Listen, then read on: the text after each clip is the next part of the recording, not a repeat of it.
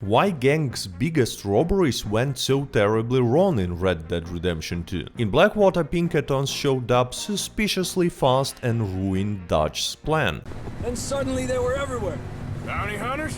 No, Pinkertons. It was crazy.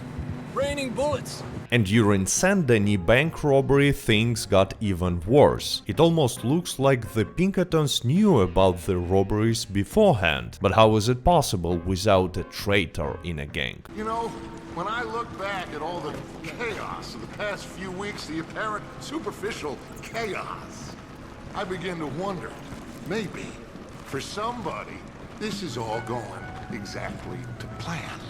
And you might say, well, there was a rat, Micah, Agent Milton told us. But even if we're gonna believe him, he said that Micah became traitor only after Guarma, so he has nothing to do with fails in Blackwater or Saint-Denis. So who was the real rat? Well, I have three interesting theories for you. An obvious one that almost no one believes in for some reason. Second one is believable, but without real proofs. And the last one is realistic. Anyway, let's begin with the obvious one. Molly O'Shea betrayed the gang. Or I should rather say betrayed Dutch. Later you will see why. The first and the main argument here is that she actually admits that she did it. In chapter 6, Uncle founds drunk Molly in Saint-Denis, brings her to the camp, and that's what she is saying. Miss It's O'Shea. funny, you suck of shit! Back Who are and you? drunk. The Master, the Lord Molly, God Almighty! calm down. I won't be ignored! Dutch Vanderlyn, I am him! I ain't her! Or any of your stooges! Calm You yourself. don't owe me nothing! Miss. I don't owe you nothing! Nothing! Okay. I'll spit in your eye! I did! I told them! I'm sorry. Yeah, I told them and I tell them again! Now I've got God's ear! You told who what? Mr. Milton and Mr. Ross about the bank robbery, and I wanted them to kill you. You did what? I loved you, you goddamn bastard! Go on, shoot me! She ain't worth it. You told on me. Almost everyone in the gang saw that as a good evidence of her being guilty, especially since Molly had all the reasons in the world to betray Dutch. We will come back to this later. So even Arthur is convinced that Molly was a traitor until this conversation with Agent Milton. Old Micah Bell? Micah, you mean Molly? Molly O'Shea? Sweated her a couple of times, never talked a word, had to let her go.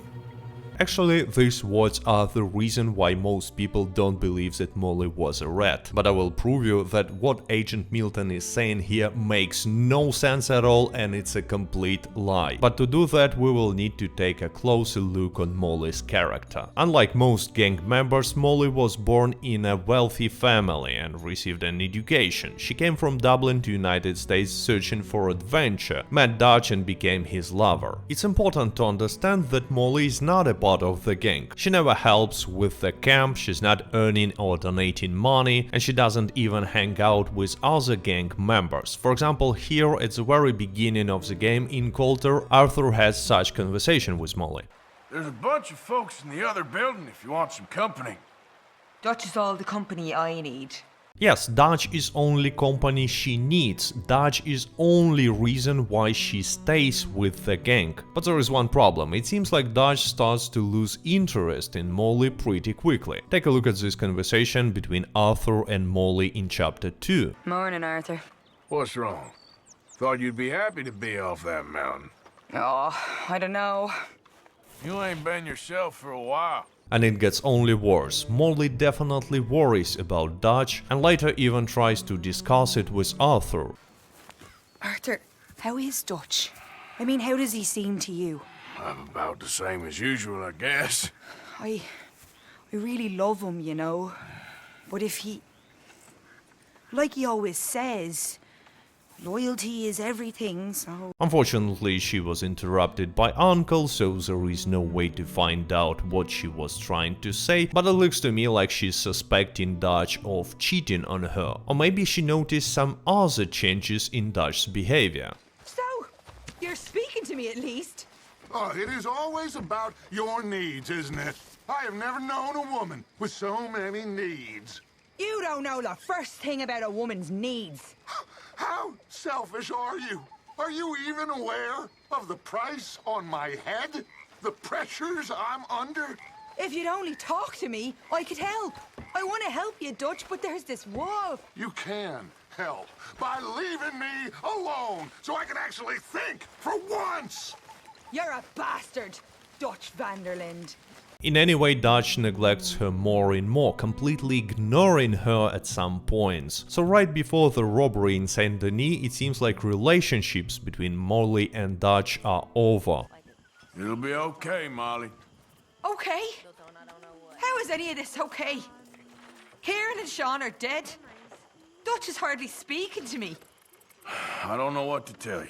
So let's stop here to summarize. In Shady Belle, Molly is woman in love who was neglected by Dutch and also thinks that he might be cheating on her. She has no friends in the gang and some people actually hate her. And overall her mental state is, let's say, unstable. So from how I see it, Molly has no reasons at all to protect gang members because she has nothing in common with these people and always showed it. And as for Dutch, the situation is even worse, because it's only one step between love and hate, and it seems like this step has been already made. Anyway, can you really believe that when Pinkertons were talking to Molly it looked like this? Tell us about Dutch and his gang. No. Okay. I mean, even if she would say no, which is really unlikely under such circumstances, but anyway, even if she would say no, Agent Milton could easily play jealousy card and say something like, oh, it's nice for you to protect Dutch, especially since he was kissing with Abigail yesterday, always Sadie, always both. But actually I have no reasons to believe that Molly is lying here. It's not like she was caught by Pinkertons, she came to them and told them everything. About Dutch, about gang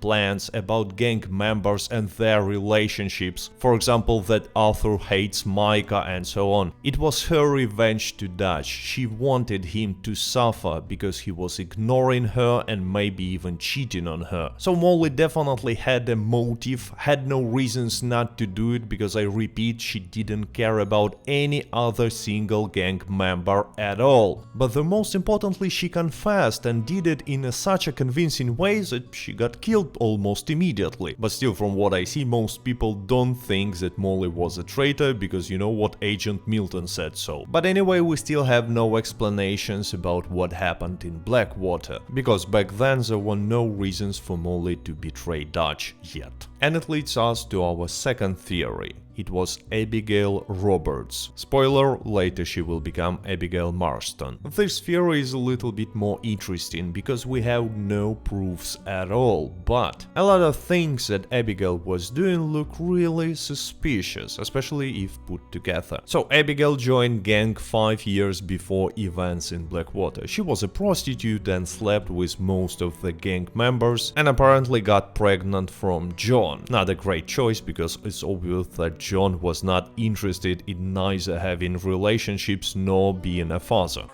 If it'll shut you up, I'll try. But fathering ain't nothing I know about. Here's a hint. Act like you ain't a selfish, bloodthirsty moron. You mean lie?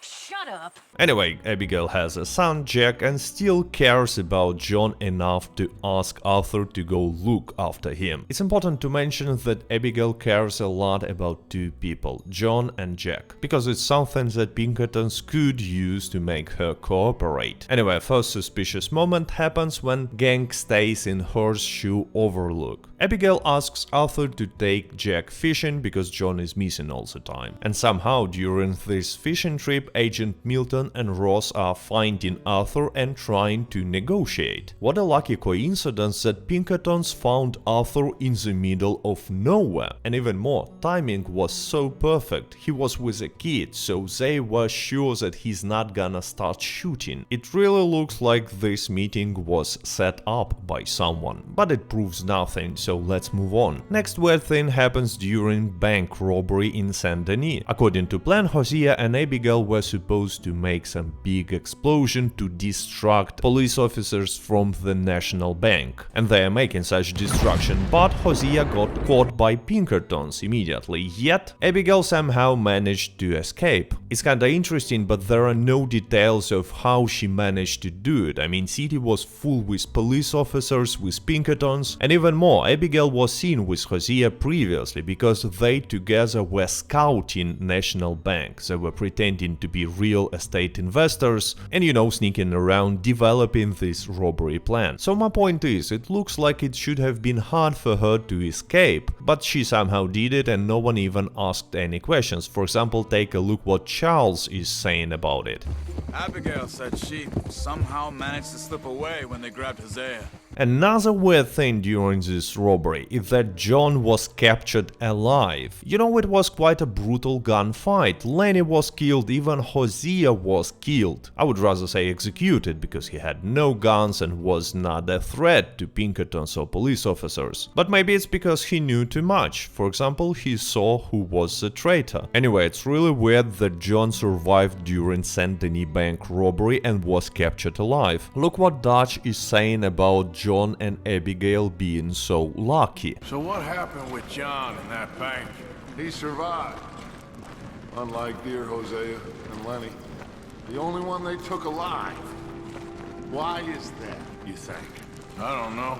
I was already on the roof. I didn't see it. And Abigail, I presume she was able to slip away in time. It's also interesting that John was just sitting in Sisika and waiting for trial, for execution, but nothing was really happening for quite some time. And that's why I think Dutch was not hurrying up with rescue operation for John. He was suspecting Abigail and her future husband and obviously was not happy to see that Arthur and Sadie saved John. Anyway, at the end of chapter 6, another weird things happening. During train robbery, Pinkertons somehow finding a camp and capturing only Abigail, as if she was not even trying to run away. I mean, Kid escaped. Karen was not captured, but somehow they took Abigail. So here we have a lot of examples of suspicious behavior, but the most importantly, Abigail had a pretty clear motive to cooperate with Pinkertons, her son and her husband. She wanted to live a normal life and have a family, real family, not the thing that Dutch is calling a family. So if Pinkertons offered her money and the most importantly way to safely escape, for example, they promised that neither she nor John will go to the jail, in that case I clearly see how she would tell Pinkertons everything she knew, and well, she knew a lot, because I repeat, she was taking a part in planning some operations, for example, Saint-Denis bank robbery. Additionally, Abigail was kinda playing her own game, to earn some extra money. She stole the key from the chest in which Dutch was holding all the gang's money. Abigail Roberts. Always was a good thief.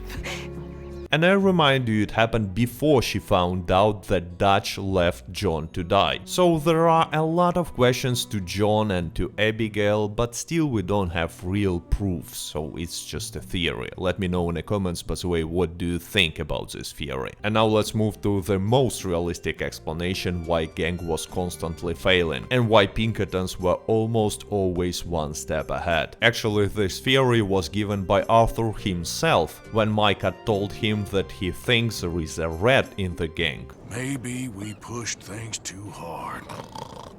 Maybe time for folks like us is past. We don't need a rat. We got sloppier than the town drunk, and they know who we are, and where we are, and what we're doing. Yes, they pushed things too hard, made too much noise, unnecessary noise by the way, brought too much attention. And the most importantly, when you have so many different people in the gang, it's just impossible to keep any information in secret. They are not super agents, it's just a bunch of uneducated drunks. And they're not sitting in the camp all the time. They go to towns, they drink in bars, have conversations, arguments, fights, and so on. For example, take a look how Bill Williamson found a gang after Guarma. Well, here you is. Well, I asked everyone I could find, and eventually someone new said you fools were out here. And yeah, you don't really need a rat when you have a fool like Bill Williamson in your gang, who's not even capable of remembering pretty simple algorithm of how to find other gang members if lost. I'm talking about this letter. By the way, this letter is another example of why rat is unnecessary for the gang to fail. And it doesn't mean that there were no rat. I'm just saying that there were no chances for such gang to succeed in a modern world anyway. You can't fight nature, Captain. You can't fight change. So I shared with you my 3 main theories about who was the real reason behind all the gang's problems. Let me know in the comments which one do you prefer. And by the way, now on the screen you can see a link to a video in which I'm talking about Micah specifically and his case. Because I think he was not a rat. He was a terrible person, but not a rat. Anyway, I hope you enjoyed this video. Thank you for watching. Stay healthy. Thanks to all my Patreon supporters. Goodbye.